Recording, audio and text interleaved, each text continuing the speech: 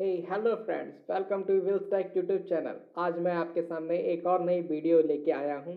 आज की वीडियो जो है वो एनालिसिस है आपकी। USCIRF ने एक हाल ही में आज ही के दिन एक रिपोर्ट पब्लिश की है अगेंस्ट इंडिया। उन्होंने आज फिर से, जैसा कि आज रिपोर्ट में मैं आपको डिस्कस करूँगा, आज इंडिया को उन्होंने फिर से CPC की लिस्ट में शामिल कर दिया गया है। अब मैं आपको USCIF और CPC के बारे में बता देता हूँ, ये दोनों चीज़ें क्या है।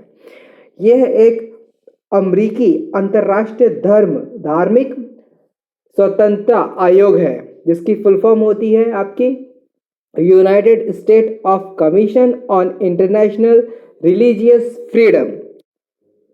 चलिए मैं आपको USCIRF के बारे में छोटा सा इंट्रोडक्शन दे देता हूँ।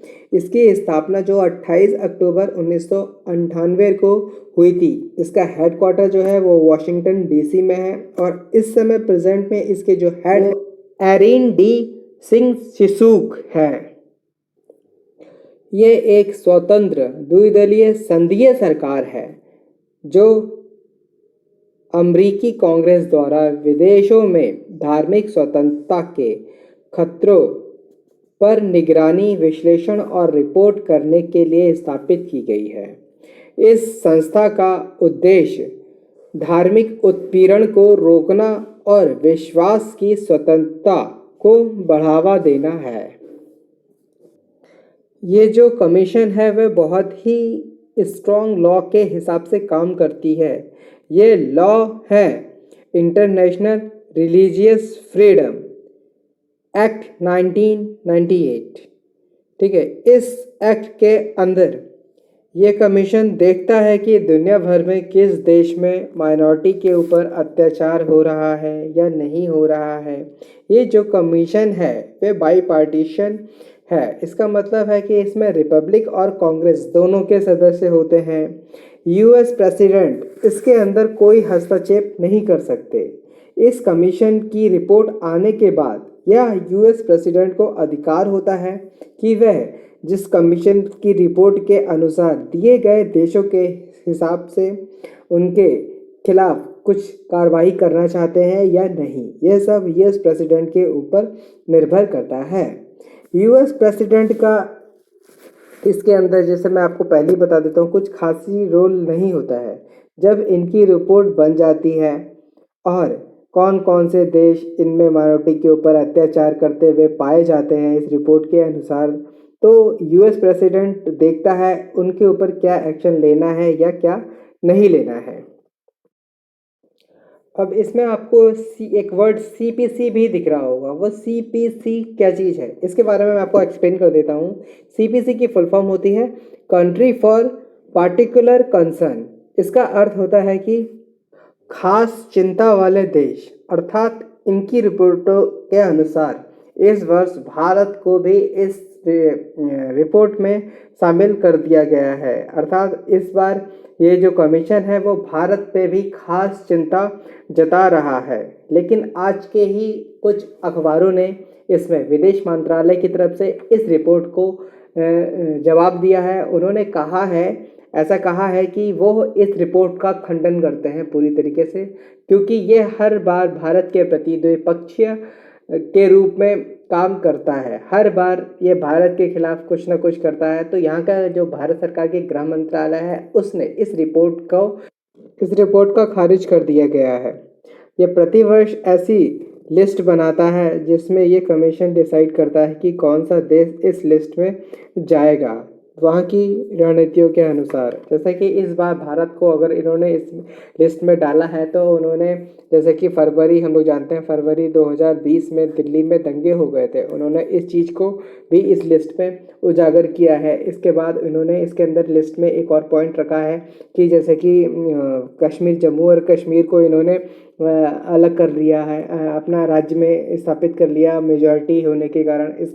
इन्होंने इस पॉइंट को भी इसमें रखा है। और इन्होंने जो कॉ शेल्टर्स होते हैं उसके हिसाब से भी इसमें कुछ बताया गया है कि यहाँ पे जो मॉब लीचिंग जो है वो ज़्यादा हो गई है। ये सारे पॉइंट को मद्देनज़र उन्होंने इस बार भारत को इस लिस्ट में इंक्लूड किया है।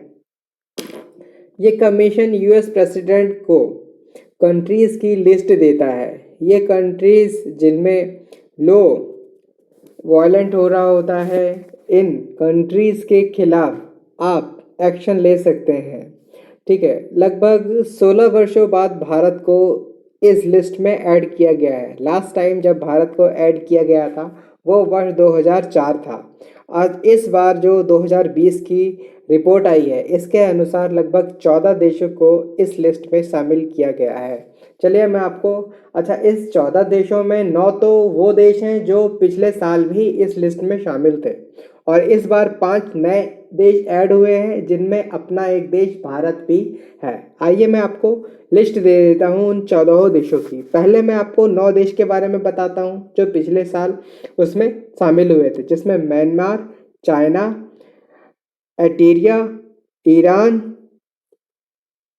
North Korea, Pakistan, Saudi Arabia है। और जो नए 5 देश शामिल हुए हैं उनकी लिस्ट इस प्रकार से है: इंडिया, नाइजीरिया, रसिया, सीरिया और वियतनाम। अब ये जो लिस्ट बनी है 14 देशों की, इनकी लिस्ट जाएगी कांग्रेस के पास।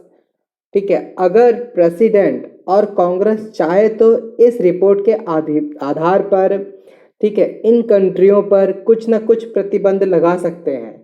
उनके अधिकार में बहुत से प्रतिबंध हो सकते हैं, जैसे कि नेताओं की यात्रा पे ठीक है प्रतिबंधी लगा दे वो। ठीक है, और भी बहुत सारे प्रतिबंध हैं जो कि इस रिपोर्ट के आधार पर वो इन पे लगा सकते हैं। आइए अब मैं आपको बता देता हूँ कि इस रिपोर्ट के आधार पर हमारी इंडिया पे कितना असर हो सकता है।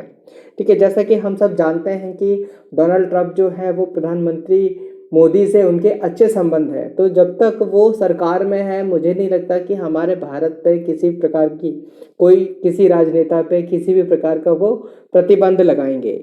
हाँ, एक बात और, उनकी सरकार के बाद अगर कोई दूसरी सरकार बनती है तो वो कुछ न कुछ इस रिपोर्ट के आधार पर एक्शन ले सकती है। यूएससीआईआर के अधिकारी पहले ही इस रिपोर्ट पे इंडियन गवर्नमेंट के खिलाफ भारतीय एजेंसियों के अधिकारियों के ऊपर प्रतिबंध लगाने की यूएस प्रेसिडेंट से सिफारिश कर चुके हैं। देखते हैं आगे अंतिम फैसला यूएस प्रेसिडेंट का ही होगा, वही सर्वमान्य होगा। इन्होंने इस रिपोर्ट में फरवरी 2020 में कॉमनवेल्थ राइट जो मैं कि आपको वीडियो में पहले ही बता चुका हूँ दिल्ली में हुए थे, इसके अनुसार ठीक है जो भारत की गृह मंत्रालय है उन राइट्स को रोकने में फेल हो गया था पूरी तरीके से। ये सब इस रिपोर्ट में उन्होंने उल्लेख नहीं किया है। ये था आज का पूरा वीडियो का एनालिसिस। आई होप आप लोगों को ये वीडियो बहुत अच्छा लगा होगा। आप लोग अगर किसी भी एग्ज़ाम की तैयारी कर रहे हो तो प्लीज़ इस वीडियो को लाइक कीजिएगा और उन बच्चों तक ज़रूर पहुंचाइएगा जो वाकई में इस वीडियो के हकदार हैं। Thank you for watching this video.